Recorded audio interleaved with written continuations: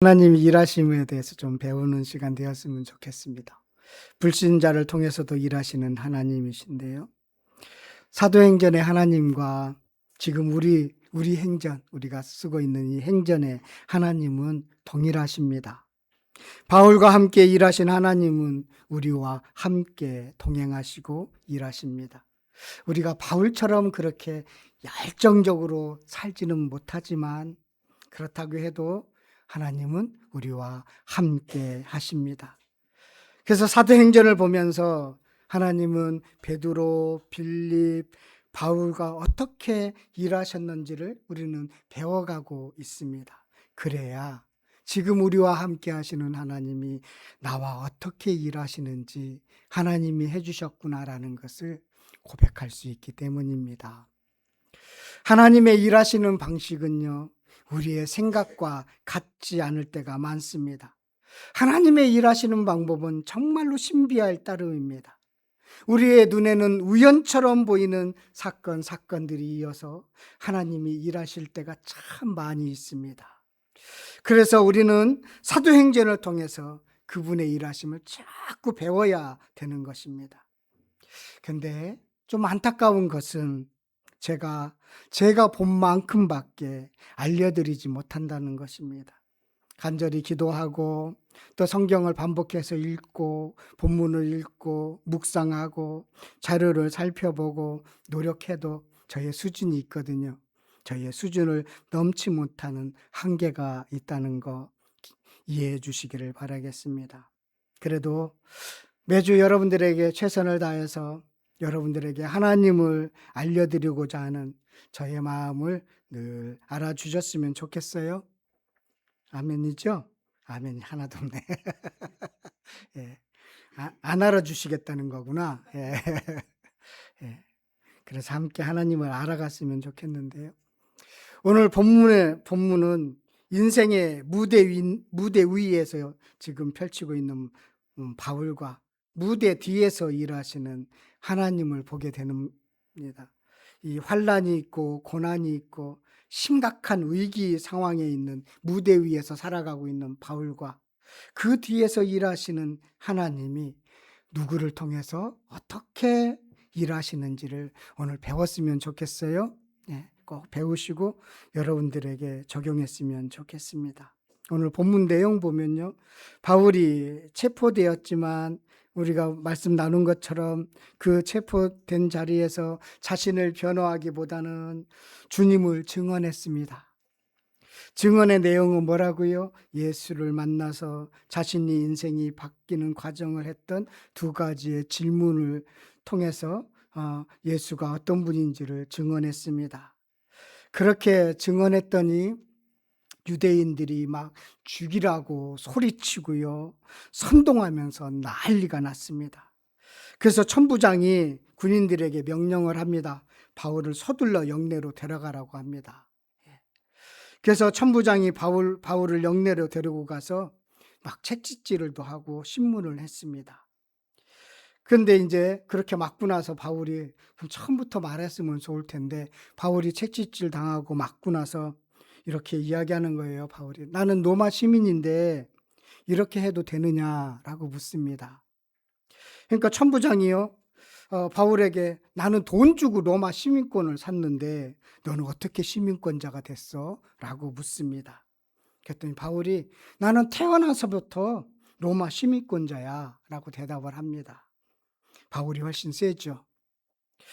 그리고 나서 이제 그 이후에는 감옥에는 바울이 안 간 것 같아요. 그 영내에서 어디에 머물러 있었던 것 같은데 다음날 천부장이 이 진상을 좀 제대로 파악하기 위해서 사내들인 공의회를 소집합니다. 그 자리에 선 바울의 첫 마디가 오늘 23장 1절에 이렇게 말을 해요. 바울이 공회를 주목하여 이르되 여러분 형제들아, 오늘까지 나는 범사의 양심을 따라 하나님을 섬겼노라 하거늘 그들을 형제라고 부릅니다. 대제사장과 사두개파와 바리새인들 72명의 공회원들이 다 모였는지는 모르겠지만 그들을 향해서 형제들아 라고 부르면서 나는 범사의 양심에 따라서 하나님을 섬겼어 라고 말을 합니다. 양심에 따라 하나님을 섬겼다는 것입니다. 그 이유는 형제들 당신들은 그렇게 양심에 따라 하나님을 섬기지 않았지요? 라는 것도 담겨져 있는 거예요. 그러니까 대제사장이 어떻게 해요? 예, 바울의 입을 치라고 합니다. 말 못하도록 입을 치라고 하는 거예요. 그러면서 나는 부활만을 전했는데 왜 이렇게 여러분들이 나에게 핍박하느냐. 그러니까 이 부활 논쟁으로 바로 넘어가요. 이 바울이 기가 막힌 이 분이에요. 이 분위기를 자기들끼리 부활 논쟁, 사두개파와 바리새인들이 서로 합칠 수 없는 서로 하나가 될 수 없는 이 아주 유일한 문제거든요. 사두개파는 모세 오경만 믿고 있기 때문에 모세 오경에는 부활이 없다라는 것을 주장하면서 부활을 믿지 않습니다. 그런데 바리새인들은 선지서를 믿으면서 부활을 믿어요. 서로 이게 신학적으로 일치가 될 수 없는 문제예요. 예수님이 마지막 일주일을 보낼 때 화요일 날 사두개파 사람들이 예수님에게 와서 부활에 대해서 질문을 하잖아요. 7명의 형제가 있는데 다 죽으면 천국 가면 여자분은 누구의 아내가 되느냐. 그랬더니 너희들은 성경도 모르구나. 하나님이 모세를 만났을 때 어떻게 했니? 아브라함의 하나님, 이삭의 하나님, 야곱의 하나님이라고 하지 않았니? 하나님은 산자의 하나님이야. 그들은 지금 부활해서 살아있어. 예, 그 이야기를 그 사두개파 사람들에게 이야기하니까 말도 못하잖아요. 성경에 모세오경에 그런 말씀이 있다는 거 자신들은 그렇게 해석되지 못했거든요. 아무튼 지금 이런 부활 논쟁으로 지금 이 공회가 아주 어수선하게 되었어요. 천부장이 난처하게 되었습니다. 게다가 그런 상황이에요. 그렇게 분쟁이 끝나고 나서 바울이 이제 영내로 다시 들어간 거죠. 그리고 나서 바울을 죽이겠다는 결사대가 만들어집니다. 몇 명이죠? 40명으로 조직된 결사대예요. 바울을 죽이지 않으면 먹지도 않겠다는 각오로 나왔습니다. 그리고 나서 이들이 아주 묘책을 아주 짰습니다. 영내에서 지금 공회로 나오도록 그 요새에서 이제 로마 요새에서 공회까지 나오는 데는 이게 길이 있거든요. 그때 우리들이 바울을 죽일 테니까 한 번 더 공회에 나오도록 청해 주십시오. 그렇게 이야기를 합니다. 그런 결사대가 만들어졌어요. 이런 위기 상황에서 하나님은 어떻게 일하시는가 오늘 본문을 통해서 함께 배웠으면 좋겠습니다. 두 가지의 뚜렷한 방향이 있더라고요. 이번 말씀에서는 하나님의 일하시는 방법이 아주 뚜렷하게 구분이 돼요. 첫 번째는요, 하나님은요 찾아오셔서 말씀을 주십니다. 이게 위기를 이기는 첫 번째 방법이에요. 11절 말씀 오늘 안 읽었는데 함께 읽었으면 좋겠습니다. 함께 읽도록 하겠습니다. 그날 밤에 담대하라.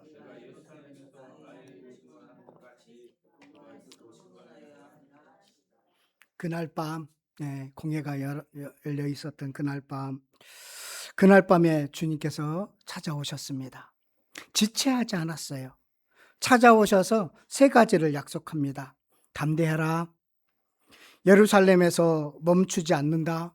여기서 끝나지 않는다. 반드시 로마에 가서 증언할 거다. 이 세 가지의 말씀을 줬습니다. 지금 네가 고난받고 있는 것, 재판받고 있는 일에 대해서 두려워하지 말라. 담대하라. 그렇게 말씀하신 거예요. 사실 바울은 로마를 이전부터 품었습니다.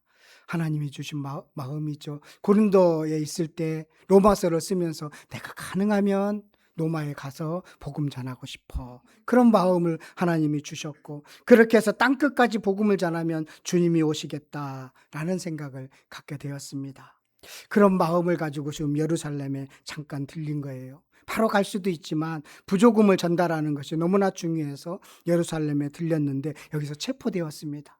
성령님께서 미리 말씀하셨죠. 너 거기 가면 환난이 있고 고난이 있을 거야. 그런 말씀을 미리 주셨습니다. 그거 조심했지만 체포됐습니다. 체포돼서 지금 예루살렘에 이렇게 갇혀 있게 되었습니다.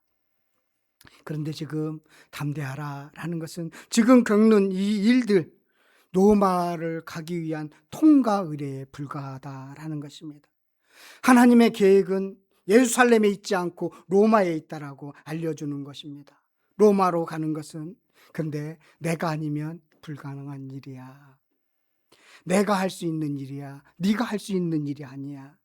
그러나 너는 중간에 이 예루살렘에 멈출 거라고 생각하지 마. 중간에 매여 있을 거라고 생각하지 마. 그렇게 말씀해 주고 있습니다. 큰 위기를 만나면, 걱정을 만나면 여기서 끝나는가 보다 그런 생각이 들죠. 여기서 그냥 주저앉게 되는가 보다, 여기서 그냥 묶여버리는 건가 보다 그런 생각이 들 때가 있지요. 사람마다 큰 어려움이 있으면 그런 마음을 갖게 됩니다. 그런 마음이 찾아와요. 그런 두려움이 찾아와요. 그런데 지금 바울에게 너 여기서 끝나지 않아. 너는 여기서 끝나지 않아. 너는 로마로 갈 거야. 그러니 담대해. 그렇게 말씀해 주시니 얼마나 큰 위로가 되겠습니까? 제가 성경을 보거나 주변의 사람들을 보면 간혹에 중간중간에 그렇게 묶이는 사람들이 있습니다. 중간에 묶이면요, 하나님이 원하시는 곳에 이르지 못하게 되잖아요. 성경에도 그런 사실들이 있습니다. 아브라함이 갈대의 우르에서 부르심을 받았습니다. 그래서 아브라함과 아버지 데라는 그 부르심을 받아서 출발을 했습니다. 하란이라는 곳에 머물렀습니다. 자기 고향이에요. 그런데 아브라함도 그곳에서 잠시 묶였습니다. 잠시 머물렀습니다. 그런데 영원히 하란에서 묶인 사람이 있습니다. 그의 아버지 데라는 하란에서 묶였습니다. 그래서 그 묶여있는 아브라함을 하나님이 다시 부르셔서 하나님이 원하시는 그 땅, 가나안 땅에 가도록 하셨던 것입니다. 하나님은 중간에 묶이지 않도록 이렇게 말씀을 주십니다. 아셨지요? 여러분들이 혹시나 어떤 일을 하시다가 중간에 막히거나 묶여 있을 때 걱정하지 마십시오. 오늘 바울에게 주셨던 말씀을 동일하게 우리들에게도 주는 줄 믿습니다. 그러면서 왜 이 말씀을 미리 12절 사건 이전에 이 말씀을 주셨을까요? 아주 바울은 모르지만 지금 뒤에서는 악한 세력이 얼마나 움직이는지 모릅니다. 바울을 죽이려고 얼마나 지금 자신들의 생각과 악한데 결의하면서 나오는 사람들이 있어요. 바울은 모릅니다. 바울이 감당하지 못할 만큼의 위기와 환난을 겪어야 하기 때문입니다. 그 사람들이 여기 12절, 13절, 14절에 나오잖아요. 그 사람들이에요. 예. 먹지도 않고 바울을 죽이기 전에는 마시지도 않겠다고 결사적으로 나온 그런 사람들입니다. 얼마나 큰 위기입니까? 그들이 그런데 내가 가는 길을 막지 못할 거야 라는 것을 알려주시기 위해서 11절의 말씀을 주셨습니다. 저는 이 11절의 말씀, 그날 밤에 찾아오신 주님, 그리고 바울에게 말씀하신 주님, 이게 그전과는 좀 다른, 그 바울이 좀 다르게 행동하고 주님도 다르게 일하시는 모습이구나라는 것을 발견하게 되었습니다. 이전에는 이 바울은 개인적인 이런 일이 있으면 열정적으로 뭔가를 벗어나려고 하고 노력하고, 그래서 자신이 생각했던 계획대로 실천해서 이루려고 움직이는 분이에요. 그런 분이잖아요. 열정이 대단한 분이었습니다. 또 바울은 전에요, 빌립보에서 감옥에 체포된 적이 있어요. 그때 어떻게 했어요? 기도하고 찬송하고 그랬잖아요. 네, 바울이 먼저 적극적으로 나섰단 말이에요. 그런데 지금 그런 모습이 없어요. 그냥 그랬다. 그날 밤에 주님이 찾아오셨다라고? 이게 좀 달라요. 주님이 먼저 움직이셔요. 바울보다 먼저 움직이십니다. 이것이 조금 다른 점이에요. 그리고요, 전에는요, 베드로가 체포되었을 때, 또 야고보가 체포되었을 때 예루살렘 교회가 어떻게 했죠? 간절히 기도했다라고 우리는 사도행전에서 분명히 확인할 수 있습니다. 그들을 위해서 그 사도들이 감옥에서 주님 나올 수 있도록 해달라고, 베드로는 거기서 체포되어서 순교당할 거라고 그런 상황 속에 있을 때 예루살렘 교회의 모든 성도들은 간절히 기도했어요. 간절히 기도했어요. 어쩌면 베드로가 풀려나기를 원하는 기도였는지 모르겠고, 또 순교당할 때 믿음 잃지 않도록 해달라는 기도였는지는 모르겠지만 아무튼 같은 마음으로 간절히 기도했어요. 그런데 지금 바울이 예루살렘 교회, 어려움을 겪고 있는 예루살렘 교회에게 막대한 부조금을 전달했는데, 오늘 본문을 보면서 예루살렘 교회가 기도했다는 말씀이 없어요. 예루살렘 교회가 기도하지 않아요. 바울도 예루살렘 교회도 이 상황이 반전되게 해달라고 그렇게 간구하는 게 없어요. 없어요. 그냥 분명히 말씀에 그런 일이 있었으면 있었다고 분명히 기록할 텐데 그런 내용이 없습니다. 그런데 오늘 본문을 보면서 반전이 있는 것이죠. 이번에는 주님이 먼저 찾아오셔서 말씀을 주셨습니다. 먼저 찾아오셔서 말씀을 주셨습니다. 이후에 바울은 무엇만 했죠? 말씀 붙들고 상황만 지금 지켜보고 있는 거예요. 말씀 주신 말씀, 이 말씀, 담대하라, 내가 예루살렘에서 나의 일을 증언한 것 같이, 자신이 체포되어서 증언했던 것처럼, 네가 갇혀 있는데 나를 위해서 증언했던 것처럼, 로마에서도 그렇게 네가 갇혀 있겠지만 증언할 거야. 그 말씀 붙들고 지금 바울은 좀 가만히, 피도 수동적으로 좀 가만히 있는 것을 보게 됩니다. 하나님 지금도 어떤 때는요, 우리들에게 말씀을 주셔서요, 그 말씀 붙들고 가만히 있어도 해결되는 경우가 있다는 것입니다. 어느 날 여러분들에게 기도하는 중에, 여러분들이 말씀을 읽는 중에, 아, 지금 내 상황에 주신 이 말씀이구나, 나는 그 말씀 붙들고 계시면, 예,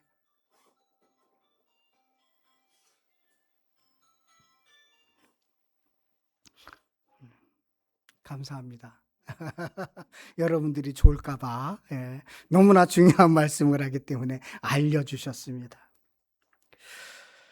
여러분, 우리는 어떤 일을 하든 어떤 인생을 살든 과정은 모르지만 말씀을 받았기에 끝을 알고 삽니다.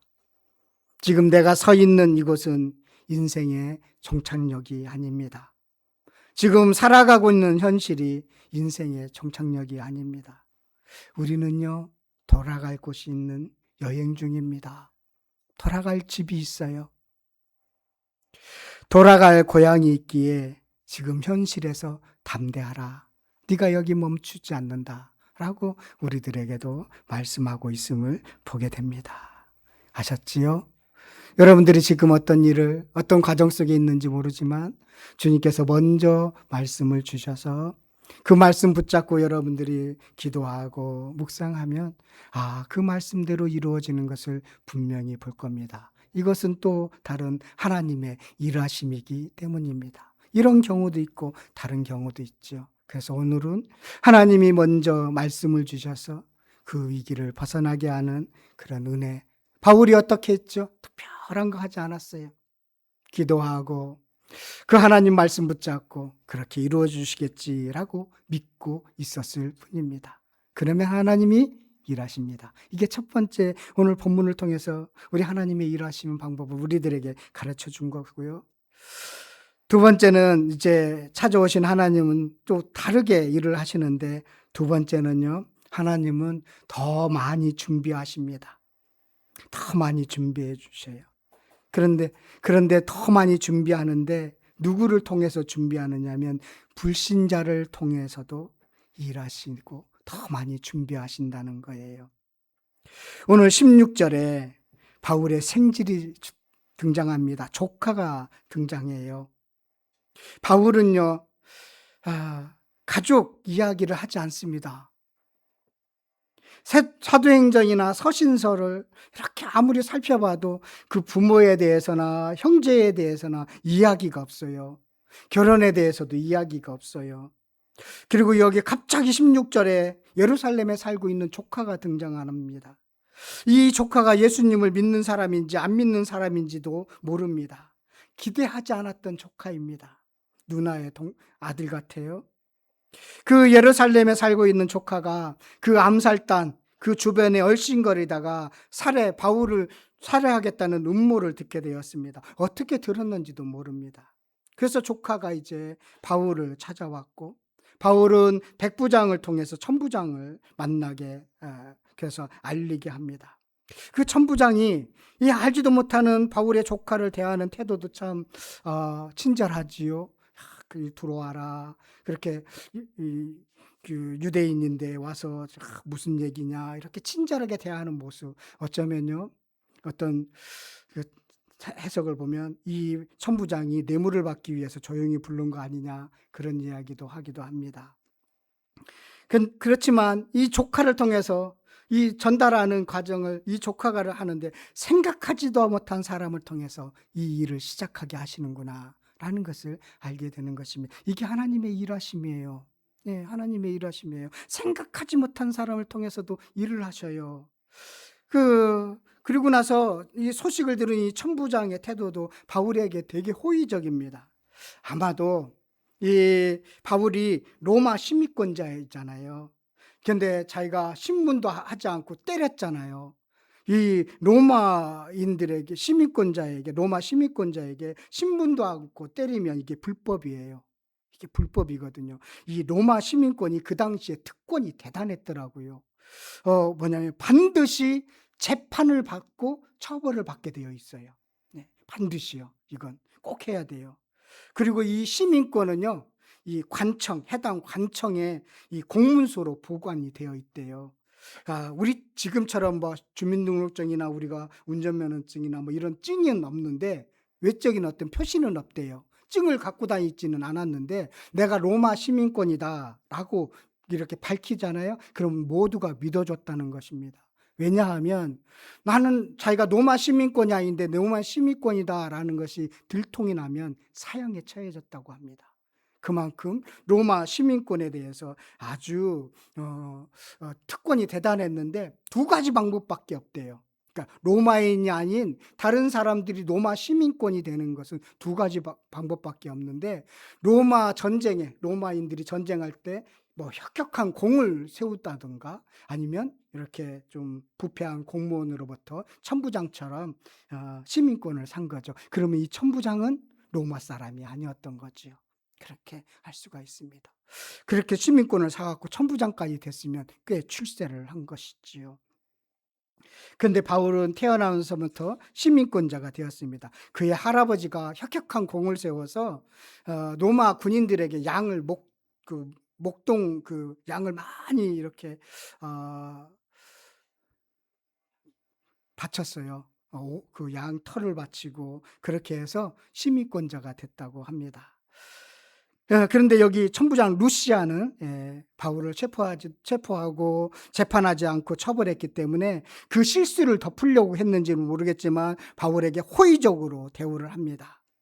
하나님은요, 바울의 로마 시민권도 사용하시는구나.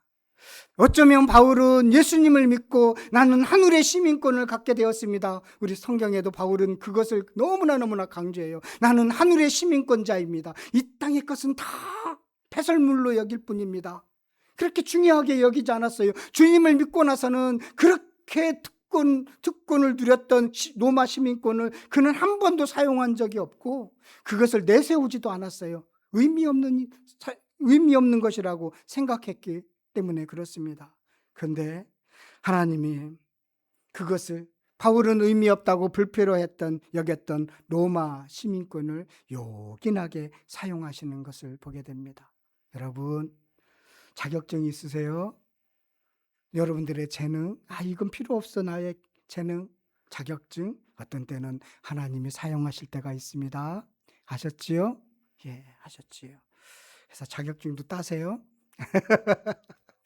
어떻게 사용할지 모릅니다. 이렇게 하나님이 일하시더라고요. 그리고요, 오늘 제가 여러분들에게 함께 나누고 싶은 정말로 은혜는 천부장을 사용하시는 하나님을 보게 됩니다. 불신자입니다. 그는 돈으로 시민권자를 살 정도로 그냥 현세적인 사람입니다. 근데 그를 사용하셔서 하나님은 바울을 보호하십니다. 우리 23절 말씀 다 같이 한번 읽었으면 좋겠습니다. 함께 읽도록 하겠습니다.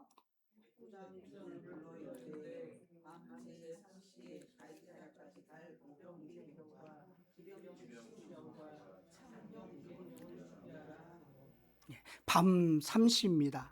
예, 그러면 지금 9시 정도 되는 거예요. 이미 퇴근한 시간입니다. 그 밤에 보병 200명, 기병 70명, 창병 200명을 준비시키라고 합니다. 정예군 470명이에요. 자기가 지금 통솔하는 사람이 1000명인데 2분의 1을 지금 동원하고 있습니다. 그래서 예루살렘에서 가이사랴까지가 한 100km 정도 되거든요.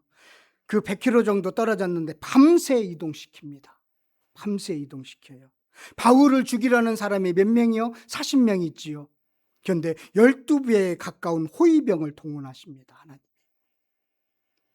그리고 가이사랴에 있는 그 벨릭스 총독에게 바울은 내가 이렇게 살펴보니까 죄를 짓지 않았습니다. 무죄 취지의 편지를 써서 보냅니다.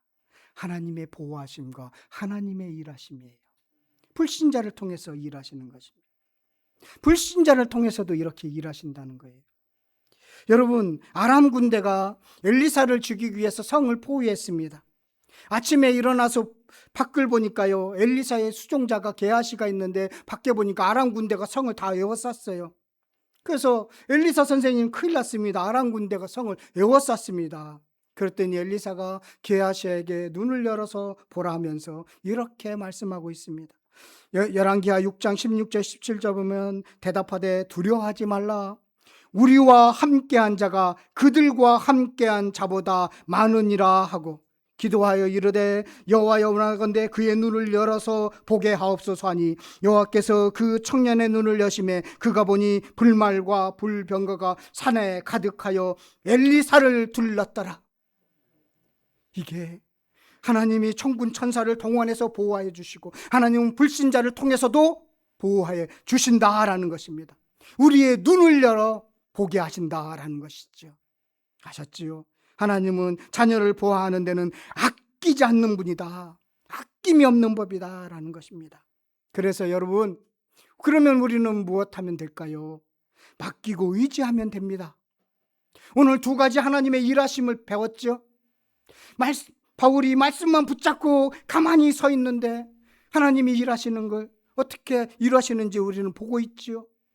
그래서 맡기고 의지하면 됩니다. 과거에는 우리 과거 일에 매여 있는 사람들이 있어요. 과거에서 벗어나지 못하는 사람이 있어요. 과거에는요, 긍휼에 맡기십시오. 긍휼함에 맡기십시오. 그리고 현재는요, 뭐라고요? 사랑에 맡기셔야 돼요. 사랑하는 겁니다, 현재는. 그럼 미래는요, 하나님의 섭리에 맡기시면 됩니다. 맡기면 돼요. 맡기고 의지하면 돼요. 그래서 이사야서 43장 13절에 보면 내가 행하리니 누가 막으리오라고 하셨습니다. 주님께서 행하면 막을 자가 없다는 것입니다. 내가 행하니 누가 막으리오? 누가 막으리오?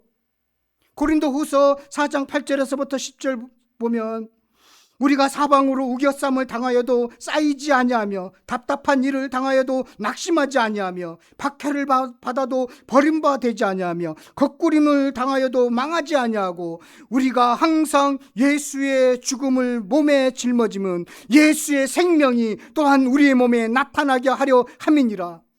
우겨쌈을 당하도 당하지 않는 이유가 여기에 있는 거예요. 하나님의 보호하시면 아낌이 없기 때문입니다. 누가 하나님의 일을 하는가요? 오늘 본문을 통해서 누가 하나님의 일을 하는가요? 하나님을 일을 한다고 하는 대제사장인가요? 하나님을 모르는 천부장인가요? 강도를 만난 사람들을 누가 돕나요? 하나님의 일을 하는 제사장인가요? 레위인인가요? 장사하는 선한 사마리아인가요? 하나님의 일하심을 우리는 알 수가 없습니다. 하나님의 일하심, 저 사람이 하나님의 일을 할 거라고 하는데 아닐 수도 있다는 거예요. 저 사람은 하나님의 일을 지금 돕고 있지 않는다고 생각하지만 도울 수도 있다는 거예요. 대적이 죽이기를 각오하고 나오지만 하나님은 훈련된 로마 군대를 동원하여서 보호하십니다. 하나님의 일하심은 끝이 없습니다. 꼭 믿는 사람만 통해서만 일하지 않을 때가 있습니다. 바벨론 포로로 끌려간 이스라엘 백성을 고향으로 돌아가게 한 사람이 누구죠? 왕 고레스예요. 그 고레스는 하나님은 제대로 알지 못하지만 하나님은 고레스를 나의 종이라고 부르면서 그 일을 이루셔요. 제 중에 형편이 별로 좋지 않은 목사님이 있어요. 여러 돕는 속길도 이렇게 붙여주셨는데 어느 날이요. 동사무소 직원이 전화가 왔습니다. 당신은 차상위에 속하니까 신청하라는 것입니다. 지원하라는 것입니다. 그래서 몇 년 전에 차상위가 되었어요. 그러니까 여러 가지 돕는 일들이 있더라고요. 예, 집 문제도 해결되고 여러 문제가 목회하는데 참 어려웠었는데 그렇게 해서 목회를 할 수 있도록 하나님이 하시는 것을 보게 됩니다. 저는 오늘 말씀을 통해서 천부장을 통해서 일하시는 그 일과 참 비슷하다라는 생각이 들었습니다. 꼭 믿는 사람을 통해서가 아닌 믿지 않은 사람을 통해서도 여러분들을 보호하는 데 쓰신다라는 것입니다. 그리고요. 그래서 우리는 무엇을 하면 되죠? 아침마다 찾아오셔서 주시는 말씀 붙들고 주님께 맡기면 됩니다. 그러면 하나님은 불신자를 통해서라도 그 일을 이루시는 줄 믿습니다. 홍해 앞에 선 이스라엘 백성들에게 가만히 서서 오늘 내가 하는 일을 보라고 하시는 그 주님의 음성이 오늘 이 아침에 뚜렷하게 들리는 날입니다. 이 말씀이 저와 여러분들에게 미칠 줄 믿습니다.